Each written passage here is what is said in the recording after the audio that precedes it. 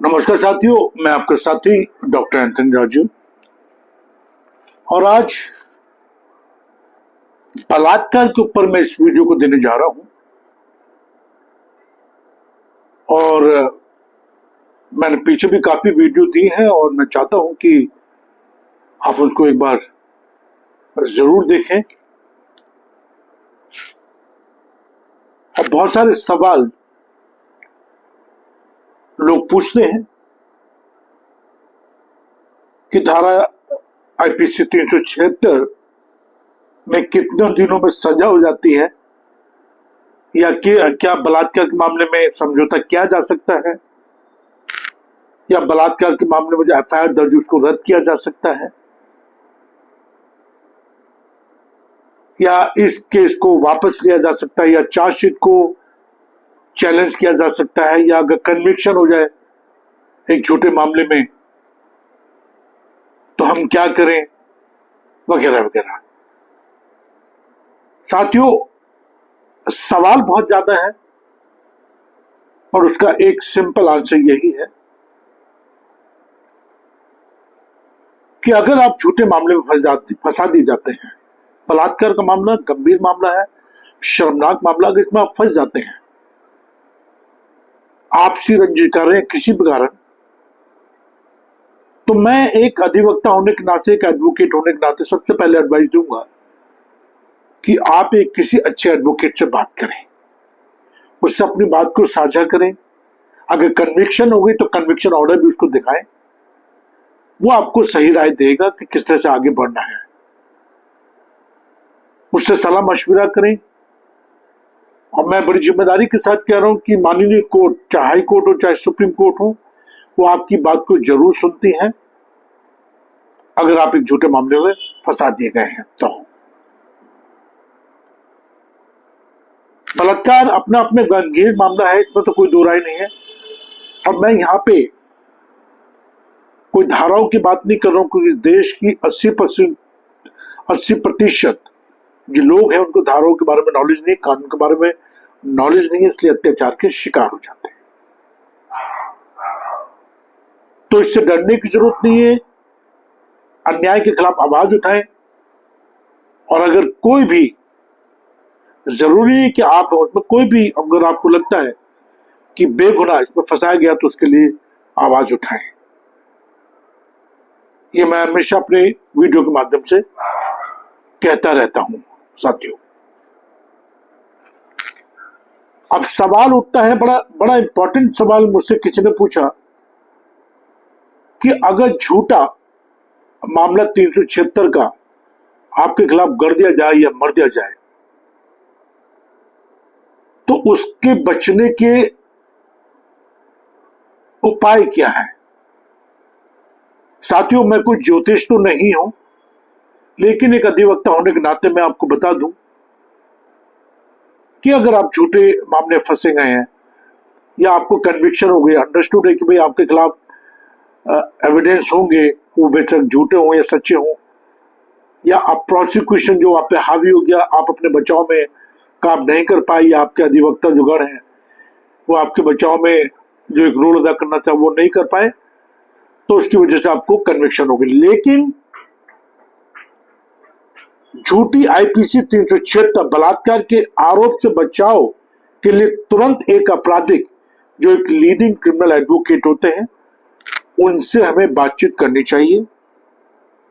अग्रिम जमानत के लिए आवेदन करना चाहिए, सबूतों पे काम करना चाहिए, एविडेंस पे काम करना चाहिए और उनको सुरक्षित करना चाहिए और एक सुरक्षित जगह पर उनको रखना चाहिए। अपनी बेगुनाही को साबित करने के लिए सबूत एक बहुत बड़ा अहम रोल अदा करते हैं। सिर्फ एक जुबान से कह देने से आपकी बात पूरी नहीं हो जाती है, चाहे ट्रायल कोर्ट हो, चाहे हाई कोर्ट हो, चाहे सुप्रीम कोर्ट हो। बहुत सारे स्टेजेस आते हैं साथियों। जब आप एक अपने अधिवक्ता से मिलेंगे तो आपको बताएंगे बहुत सारे स्टेजेस हैं जहां आप अपनी बात को माननीय कोर्ट को बता सकते हैं। 313 का स्टेज इसमें बड़ा इंपॉर्टेंट होता है, जहां आपको सीधे सीधे कोर्ट से बात करने का मौका मिलता है। ये अपने आप में बहुत बड़ा स्टेज है। उसके बाद में किसी ने मुझसे एक सवाल करा कि क्या आईपीसी 376 बलात्कार के मामले में समझौता किया जा सकता है या कैसे करें। तो साथियों, बलात्कार के मामले में अगर आपके खिलाफ एफआईआर दर्ज हो चुकी है तो समझौते की कोई जगह नहीं है। बहुत सारे दलाल आ जाते हैं बीच में कि 5 लाख 10 लाख दे दो, इस मामले को यही रफा दफा कर देंगे, लेकिन ऐसा कुछ भी नहीं है साथियों। एक बार अगर एफआईआर दर्ज हो जाती है आपके खिलाफ तो सारा मामला कोर्ट में चला जाता है। उसके बाद जो भी कुछ करना है वो कोर्ट ने करना है, चाहे वो हाई कोर्ट या सुप्रीम कोर्ट हो। इवन जो उसमें धाराएं लिख दी जाती हैं वो एक पुलिस अधिकारी उनको ना हटा सकता ना उसमें कोई करेक्शन कर सकता है। माननीय कोर्ट के हाथ में होता है कि वो कोई धारा को उसमें ऐड करें अगर आपके खिलाफ मुकदमा बनता है या प्राइमा फेसाई को ऐसे एविडेंस आपके खिलाफ बन जाते हैं। कोर्ट हमेशा बलात्कार के मामलों को समाज के विरुद्ध देखती है और एक शर्मनाक मामला होता है। लेकिन कई बार ऐसा देखा गया है कि बलात्कार जैसे मामले में जो आरोपी होता है वो विक्टिम से शादी कर लेता है। अब ये अलग सवाल उठ गया पे। इस केस में भी कोर्ट डिसाइड करती है, कोर्ट के ऊपर डिपेंड करता है कि वो आपके मामलों को किस तरह से लेती है। बट पीछे ऐसे मामले देखे गए कि कोर्ट लीनियंट हुई है, कोर्ट ने सजा को कम किया है या सजा को रद्द करा है या एफआईआर को रद्द करा है अगर दोनों ने शादी कर ली है या कोर्ट के सामने अपने कोई बयान ऐसे दिए हैं और कोर्ट ने उसको मान लिया है। 164 का बयान, 161 का बयान बहुत मायने रखता है। मेडिकल एग्जामिनेशन बहुत मायने रखती है। तो बलात्कार अपना आप में गंभीर मामला, इसमें कोई दो राय नहीं है। तो ये सवाल बड़ा इंपॉर्टेंट किसी ने मुझसे पूछा। फिर एक सवाल मुझसे पूछा कि क्या आईपीसी 376 के मामले को वापस लिया जा सकता है। एफआईआर रद्द करने के लिए उच्च न्यायालय, हम हाई कोर्ट की बात कर रहे हैं, मामला दायर किया जा सकता है। चूंकि धारा 376 गैर जमानती है, नॉन बेलेबल ऑफेंस है, नॉन कंपाउंडेबल ऑफेंस है, तो इसे किसी भी पक्ष द्वारा वापस नहीं लिया जा सकता। आप चाहे तो हाई कोर्ट में अपनी एक एप्लीकेशन लगा सकते हैं एफआईआर रद्द करने के लिए, बट उसके लिए भी पुख्ता सबूत जुटाने होंगे। और मैंने हमेशा कहा है कि जब अपराध करा ही नहीं है तो डरने की क्या जरूरत है। तो ये अपने आप में बड़ा इंपॉर्टेंट मामला है साथियों। और बस मैं आपसे यही गुजारिश करूंगा कि अपने आप को संभाल के रखें, गलत चीजों में ना पड़े। जो एडोलेसेंस एजेस होती है उनको नहीं पता होता है कानून के बारे में और वो कई बार गलतियां कर बैठते हैं।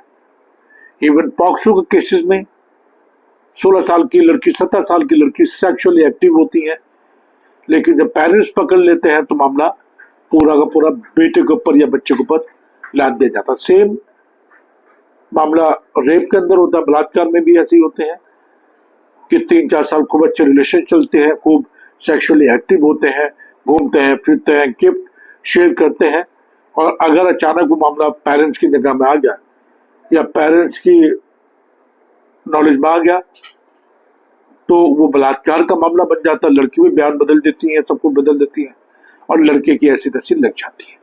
तो ये अपना अपने गंभीर मामला है, बट अपने वकीलों पर विश्वास रखें, माननीय कोर्ट पर विश्वास रखें और जजेस पे विश्वास रखें, पुख्ता सबूतों पे काम करें, अच्छे अधिवक्ता से बातचीत करें। और हम लोग रेप के ऊपर पूरी रिसर्च करते हैं, जो माननीय हाई कोर्ट या सुप्रीम कोर्ट की जजमेंट होती है उन पर रिसर्च करते हैं। आप लोगों से कहते हैं कि भाई आप चैनल को सब्सक्राइब कर लो, क्योंकि बहुत सारी ऐसी जजमेंट है जिनको सरल भाषा में आप तक पहुंचाने की कोशिश करते हैं।